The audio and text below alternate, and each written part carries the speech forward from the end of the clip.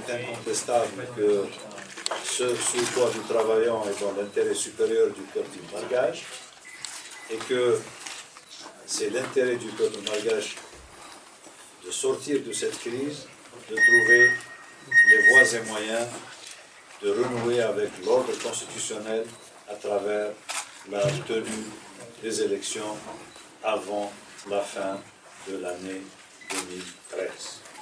En tant que représentants de la communauté internationale, nous sommes plus que jamais déterminés à aider le peuple malgache à aller aux urnes avant la fin de cette année et à réaliser des élections libres, régulières, crédibles, qui vont restaurer la légitimité et l'ordre constitutionnel dans le pays.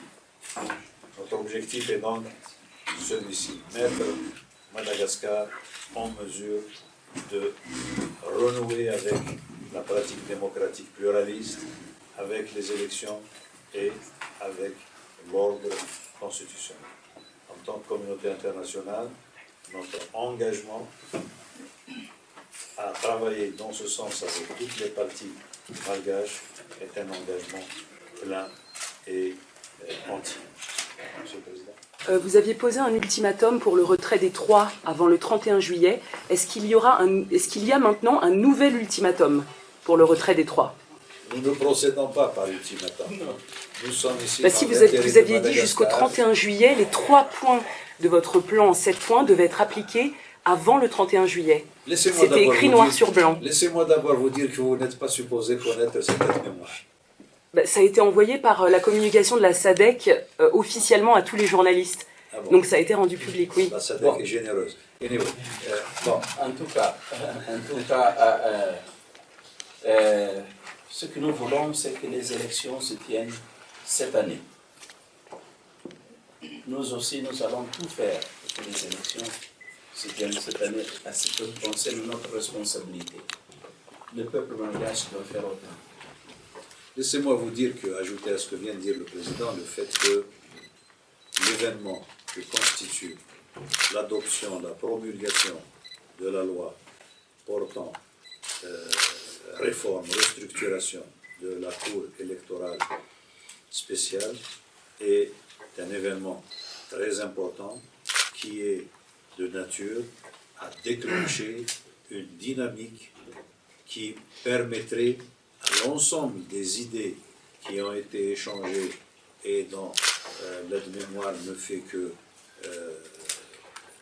synthétiser, et que ne fait que synthétiser, que cette dynamique devrait pouvoir se déclencher à la faveur de ce premier point qui est extrêmement important, le point de la réforme de la Cour électorale spéciale. Dans le communiqué du GIC du 26 juin, adopté à Addis Abeba, il a été souligné l'importance essentielle de la réforme et de la restructuration de la CES, à la fois en vue de mener à bien un exercice de révision et d'assainissement de la liste des candidats et de gagner en crédibilité afin de pouvoir se saisir des résultats du processus électoral avec le maximum d'autorité politique, morale et juridique pour qu'il n'y ait pas de contestation. Et donc cette réforme est un pas extrêmement important dans cette double direction. La révision de la liste et la crédibilité accrue en ce qui concerne la phase des résultats. Et donc nous avons non seulement de l'espoir, mais nous travaillons également d'arrache-pied, nous travaillons avec toutes les parties, travaillons d'arrache-pied pour que cette dynamique s'enclenche bien.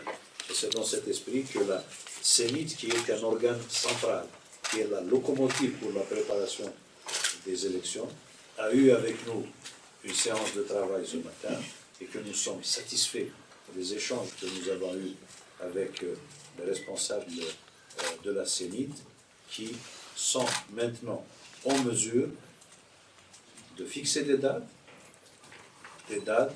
qui s'inscriraient bien dans cette perspective de la tenue des élections avant la fin de cette année et naturellement de préférence avant la fin du mois de novembre. Pour nous, les choses sont tout à fait claires et les choses sont prometteuses. Parce qu'il y a déjà maintenant la partie de la mouvance Ravalman qui dit qu'ils ne vont pas changer de candidat.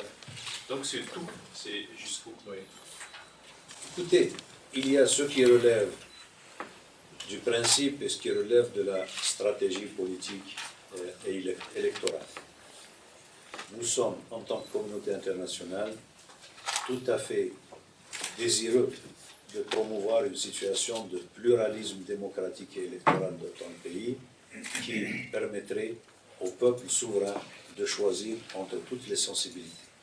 C'est pour ça, puisque vous avez lu un document, qu'il est prévu dans le document que nous avons suggéré, dans les éléments que nous avons discutés, que les candidats qui se retireraient volontairement ou les candidats qui seraient amenés à être éliminés auront la possibilité de continuer à être dans la liste en tant que famille politique à travers un autre candidat qui aura été présenté, un candidat ou une candidate qui a rempli les conditions. Le reste devient une question de stratégie et de choix politique. Pour notre part, nous souhaitons une participation optimale. Il ne s'agit pas simplement de telle ou telle personnalité, il s'agit surtout des familles politiques et des sensibilités politiques afin que le peuple souverain puisse avoir un large choix et s'exprimer en toute connaissance de cause.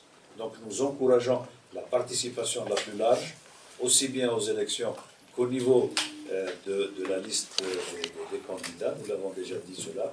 Nous souhaitons surtout que tout cela se passe dans une atmosphère de réconciliation, dans une atmosphère d'apaisement, et qu'un certain nombre de problèmes qui ne peuvent pas se régler avant les élections se règlent après les élections, parce que la réconciliation nationale est un processus. Merci beaucoup, à bientôt.